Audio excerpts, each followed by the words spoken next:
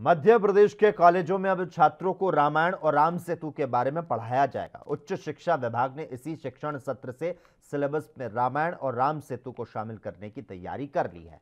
आपको बता दें, मध्य प्रदेश में मेडिकल छात्रों के सिलेबस में आरएसएस के संस्थापक डॉक्टर केशव हेडगेवार और जनसंघ के संस्थापक पंडित दीनदयाल उपाध्याय के विचारों को पढ़ाने का सियासी विवाद थमा नहीं था कि अब भारतीय जनता पार्टी सरकार ने कॉलेज में छात्रों को राम के बारे में पढ़ाने का फैसला लिया है।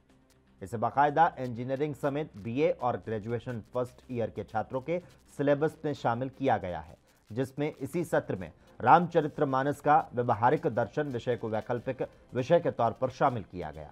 उच्च शिक्षा मंत्री मोहन यादव ने बताया कि नई शिक्षा नीति 2020 के तहत कॉलेज में रामचरितमानस का व्यवहारिक दर्शन नाम से सिलेबस तैयार किया गया है। देखिए, नई शिक्षा नीति के परिप्रेक्ष्य में हमने अपने जो अध्ययन मंडल बनाया है और उसमें विद्वान प्राध्यापकों ने सिलेबस तैयार किया है और ऐच्छिक विषय के नाते से हमने उच्च शिक्षा विभाग में उसको लागू भी किया है। जिसको भगवान राम के चरित्र से सीखना है या उनके उस समकालीन कोई निर्माण कार्य को समझना है, तो हमारे ऐच्छिक सब्जेक्ट में लेकर वो बीए बीकॉम बीएससी के साथ साथ वो विषय पढ़ सकता है। तो जो हमारे दर्शन शास्त्र के व्याख्याता या हिंदी के व्याख्याता वो उसको उस तरह की शिक्षा उपलब्ध कराएंगे। और इसके पीछे भाव ये है कि हमारे गौरवशाली अतीत को अगर सामने ला करके उसमें योग्य तरीके से बात की जा सकती है, तो उसमें कोई गुरेज नहीं होना चाहिए किसी को परेशान। तो विपक्ष की दिक्कत ये है कि भगवान श्री राम के मंदिर के जन्मस्थान के मामले को लेकर के कांग्रेस ने जिस ढंग से लंबा समय देश का खराब किया और अंततः कई बार देश बहुत बुरी स्थिति से गुजरा है। अब तो सबक लेना चाहिए कि कम से कम इन बातों को उसमें समझे। जैसे हमने कहा कि हम उर्दू भी पढ़ाने जा रहे हैं, गज़ल के नाते से उर्दू भी एक ऐच्छिक विषय के रूप में लागू है। तो अगर ऐसे जिन विषयों के माध्यम से लोग जिज्ञासु अपनी जिज्ञासा शांत करना चाहते हैं, तो मुझे लगता नहीं कि उसमें कोई आपत्ति किसी को।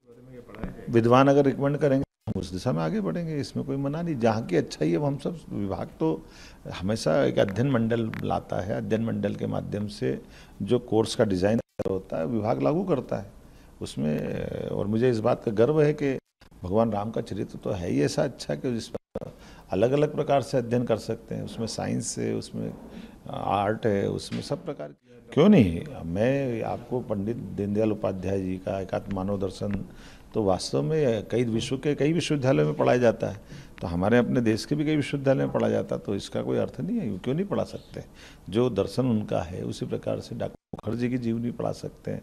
हमने तो अपने मध्य प्रदेश के परिप्रेक्ष्य में सम्राट विक्रमादित्य उज्जैन के, लेकिन पूरे विश्व विक्रमादित्य को न्याय के देवता वीर के माध्यम से और अनेक अनेक अलंकर्षण विक्रमादित्य का जीवन बहुत उल्लेखनीय है। उनका पाठ हमने इस वर्ष की यूजी की फर्स्ट ईयर में दिया है।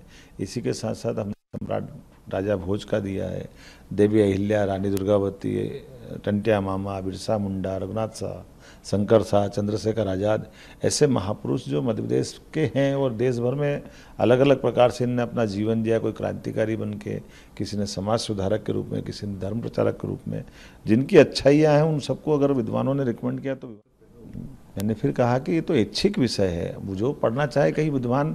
मैं अपने प्रदेश का उदाहरण दे सकता हूँ कि 50 विद्यार्थी मुस्लिम समुदाय के संस्कृत पढ़ रहे हैं, तो इसमें उसको क्या मान सकते।